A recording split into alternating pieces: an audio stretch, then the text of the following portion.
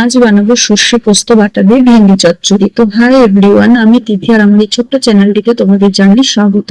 তো দেখো, ভেন্ডি চচ্চড়ি করার জন্য প্রথমে আমি ভেন্ডিটাকে কেটে নিয়েছি, আর এরপর আমি কড়ার মধ্যে তেল গরম করতে বসিয়ে দিয়েছি। তেলটা গরম হয়ে এলে আমি এর মধ্যে সামান্য পরিমাণে রাঁধুনি ফোড়নে দিয়ে দিচ্ছি, আর এরপর আমি তেলের মধ্যে কেটে রাখা ভেন্ডিগুলোকে দিয়ে দিলাম।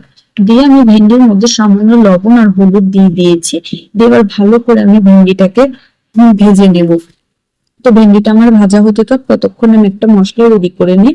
এখানে আছে দেখো সর্ষে, পোস্ত, লঙ্কা, হলুদ আর লবণ আমি একবারেই পেস্ট করে নিয়েছি।